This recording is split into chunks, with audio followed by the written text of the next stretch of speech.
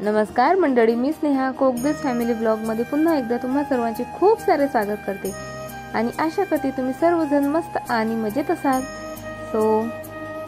सकाळी सकाळी आज माझा स्वयंपाक तर झाला, सोबत भांडे आणि बरीचशी क्लिनिंग पण झाली आणि आता मी माझ्या इतर कामांना सुरुवात केलेली आहे।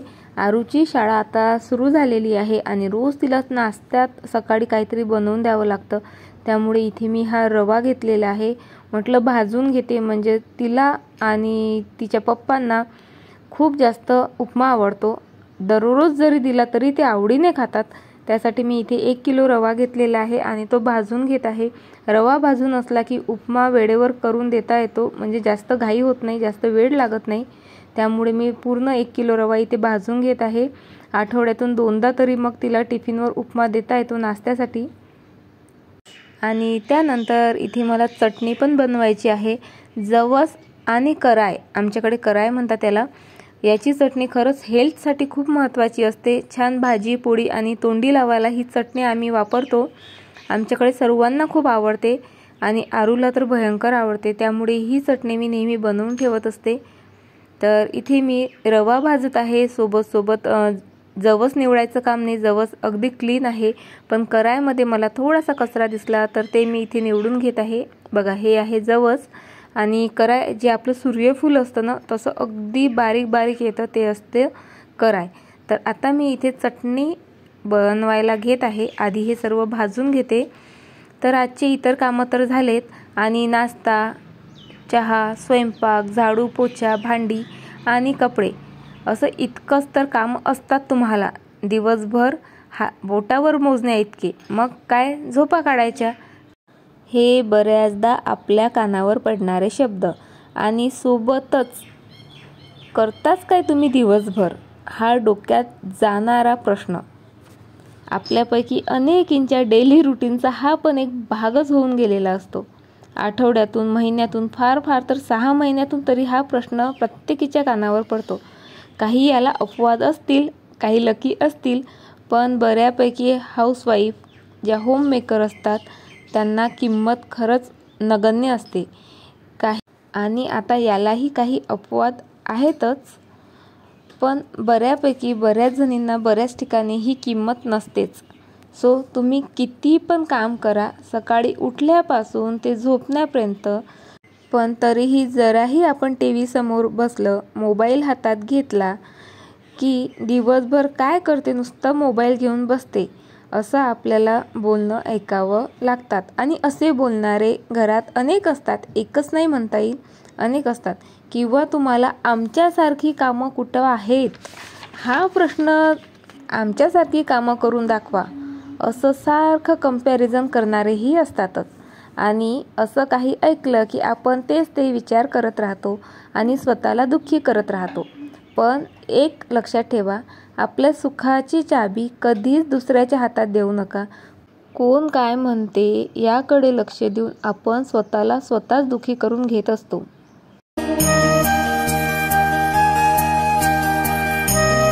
बोलणारे बोलतात, हेल्प मात्र कोणीच करत नाही। आणि यासाठी मी माहिती आहे का, एकदा असा प्रयोग केला होता। मी 3-4 दिवस फक्त जे कामं बोटावर मोजतात ना तीच केली आणि बाकीची कामं तशीच पडून राहू दिली। 1 दिवस गेला, 2 गेला, 4 दिवस, 5व्या दिवसानंतर सर्वांच्या लक्षात आलं की कामं तशीच पडून आहेत, घरात अस्वच्छता दिसत आहे आणि बरंच काही। आणि जेव्हा मला विचारण्यात आलं तेव्हा मी त्यांना सांगितलं, तुमच्या म्हणण्याप्रमाणे तर मी सर्व कामं केलीत आणि स्वयंपाक, भांडे, कपडे सर्वच तर मी वेळेवर केलं आणि एवढीच तर कामं असतात ना घरामध्ये। तेव्हापासून माझ्या कानावर हे शब्द बऱ्यापैकी पडणं कमी झालेत आणि कंपॅरिझन करणाऱ्यांनाही मी त्यांची कामं आणि माझी कामं यातलं डिफरन्स, त्यांचा काळ आणि माझा काळ, त्यांच्या प्रायोरिटीज, माझ्या प्रायोरिटीज जरा समजावूनच सांगितल्या। आणि माहीत आहे का, व्यक्त होणं खरंच खूप जास्त महत्त्वाचं असतं। त्यातून अनेक प्रश्न सुटतात आणि आपलं म्हणणं समोरच्यांना पटेल न पटेल, पण त्यांना त्या गोष्टीची जाणीव थोड्या प्रमाणात का होईना पण होतेच। आणि इथे बघा, माझी आता हॉलची क्लिनिंग चालू आहे आणि हे माझं one of the most favourite DIY आहे. खूप सुंदर आहे हे आणि कार्डबोर्डपासून बनवलेलं आहे. आणि बघू शकता किती छान शाईन करतं. माझ्या हॉलला या DIYमुळे खरंच खूप सुंदर लुक आलेला आहे. आणि हे क्लिनिंग आपल्याला दररोज करावीच लागते. दररोज यावरनं हात फिरवावाच लागतो, तेव्हाच ते सुंदर दिसतं. आणि ह्या इलेक्ट्रॉनिकच्या वस्तूसुद्धा वेळोवेळी साफ करत राहाव्याच लागतात, तरच त्या मेंटेन राहतात आणि दीर्घकाळ चालतात. आणि असो, समोरच्याला जाणीव असो किंवा नसो, माझं घर आहे, मला ते नीटनेटकं, स्वच्छ, वेल मेंटेन ठेवायचं आहे. आणि ही माझी जबाबदारी आहे, सोबत आवडसुद्धा. आणि करावी तर लागतातच, हसत करा किंवा रडत करा.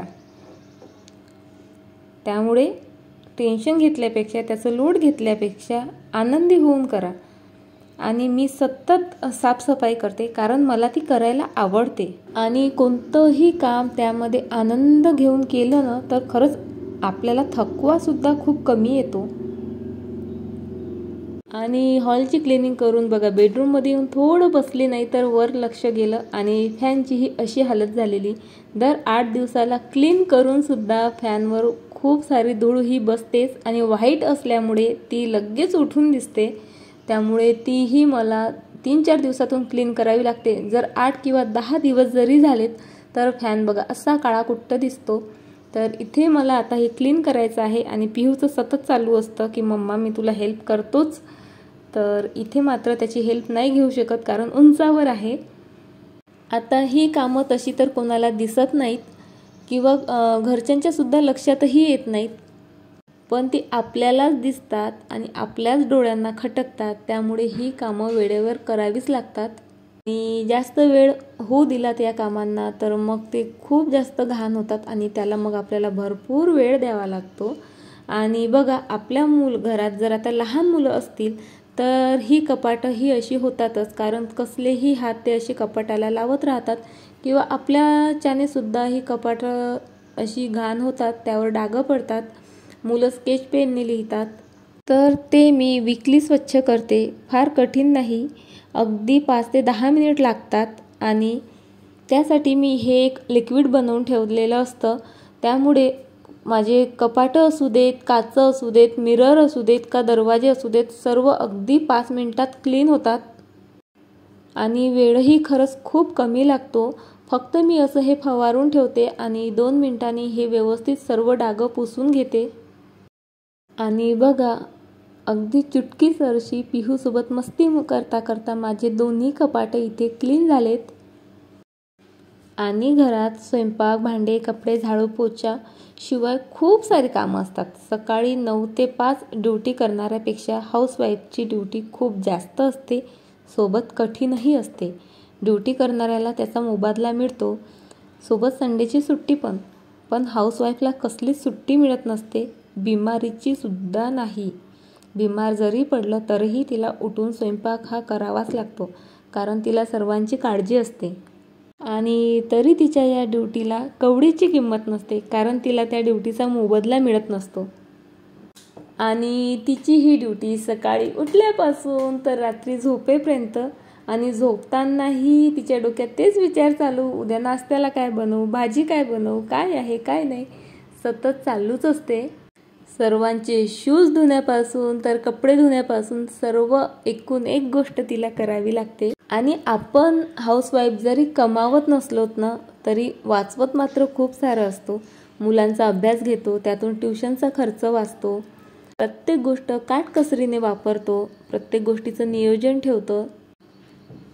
पण जाऊ देत. आणि हो, इथे हे माझे संध्याकाळचे कपडे आहेत. मुलं खेळून आल्यानंतर त्यांचे हे कपडे मी इथे वॉश केलेले आहेत, कारण पुन्हा सकाळपर्यंत ठेवलेत तर हे कपडे आणि सकाळचे कपडे खूप सारी होतात. आणि मग सकाळी बराच वेळ त्यामध्ये जातो, त्यापेक्षा संध्याकाळी थोडा रिलॅक्स वेळ असतो, तर तेव्हा मी हे धुवून घेते.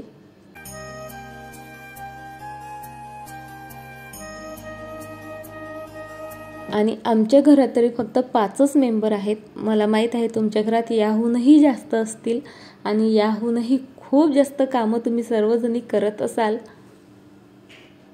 आणि आपल्याला करावंच लागतं, पण हे काम केल्यावर आपल्याला फक्त कुणी बापरे किती छान दिसतं, किती स्वच्छ केलं तू हे, एवढं जरी म्हटलं ना तरी पुरेसं असतं. ॲप्रिशिएशन खरंच खूप जास्त गरजेचं असतं.